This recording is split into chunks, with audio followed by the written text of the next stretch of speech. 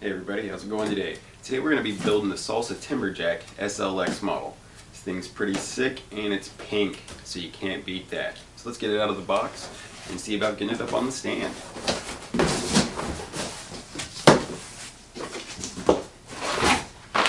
Seat post, seat, big old meaty front wheel, lots of cardboard to protect it.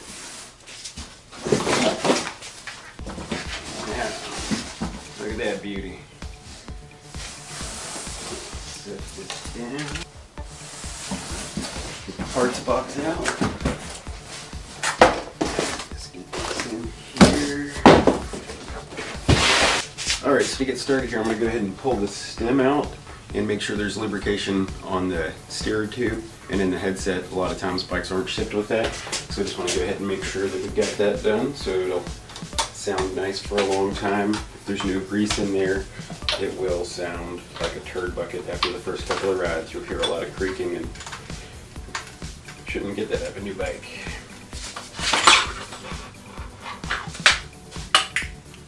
Yeah, see, there's hardly any lubrication on there, so we're going to take just a little bit of grease, put it on those inside contacts where the bearings are going to be touching the bearing cups. Help reduce noise coming out of there.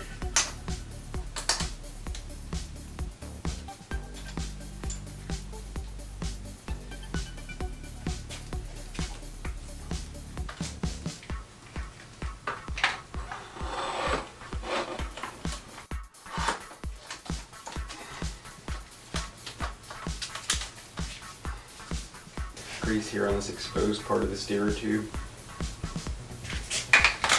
We're going to install some spacers on the bottom. I'm not going to put them all the way up top because I know this is a younger rider and they should have plenty of flexibility to make up the difference there. Alright, so you notice there is a fair amount of steerer tube sticking up out of the bike. They give you a lot on a brand new bike because they want this bike to fit a range of people. Some people will be very comfortable all the way down here at the bottom and be in a very aggressive position. Other people may have issues with their back and want to be a bit more upright. So you have a range in which you can place the stem, and once you find what is ideal for you, you can cut off any excess.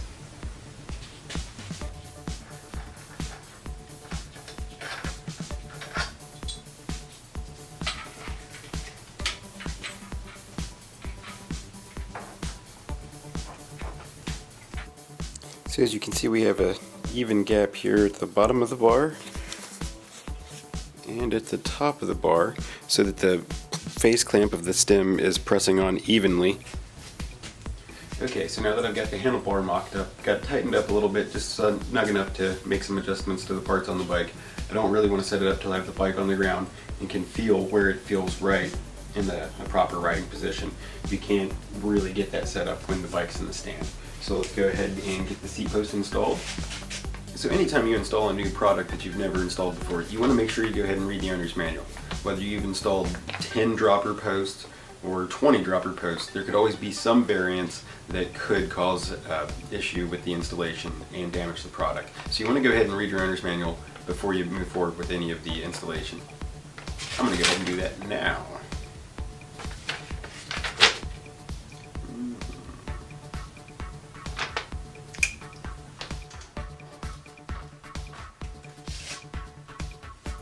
I'm going to go ahead and mount the front wheel so that way we can connect the front disc brake and we don't just have this dangling around. Got most of the unpacking material off the bike. Oops, wrong way. Here. Right into the dropouts.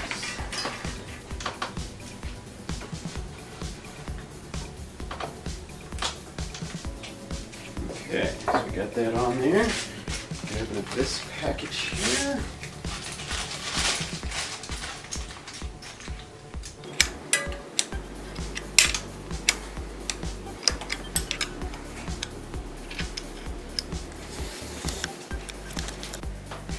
Here I'm setting the final alignment on the brake, making sure it doesn't grind the brake pads and the rotor.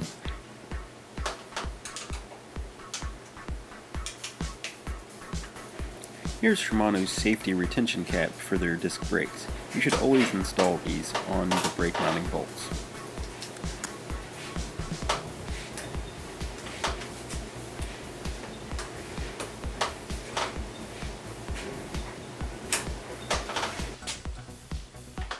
$8mm. I'm going to go ahead and pop this off here real quick. Standard crank removable tool. I'm going to make sure that's fully inserted.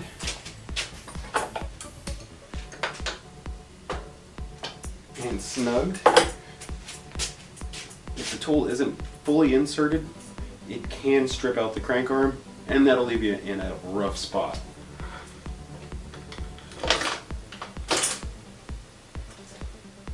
Alright, so it looks like there is already a fair amount of lubrication in there, but we always want to double check.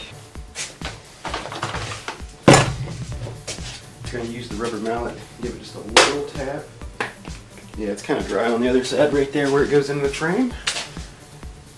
Just add a little bit of grease there, right where it makes contact with that bearing, so it's run nice and clean. Install that spacer. Let's go ahead and slap that crank arm back in there. Up here.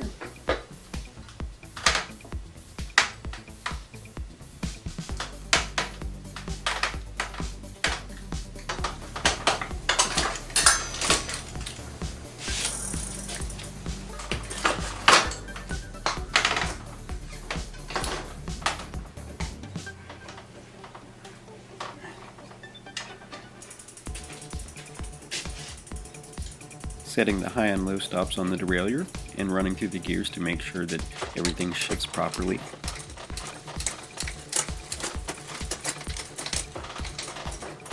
Now that I have the shifting set, I'm going to go ahead and turn on the clutch.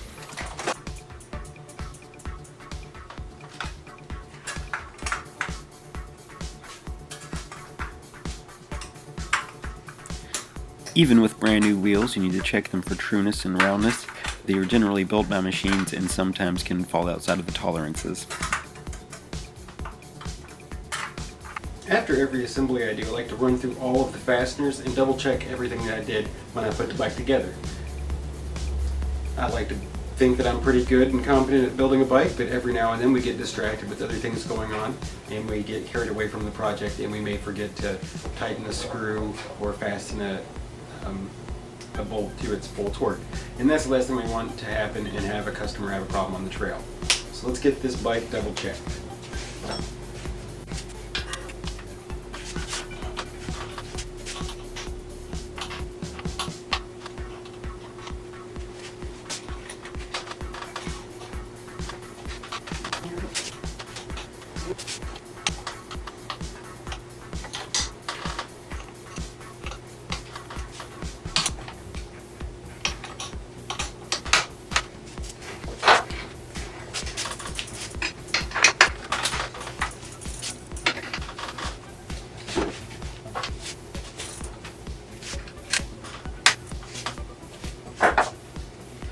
Alright, so it looks like everything's good to go on this Salsa Timberjack. I'm going to take it off the stand, get the last little bit of packing off here, and go take some footage of this thing in the beautiful sunlight because this beautiful pink bike needs to be seen by the world.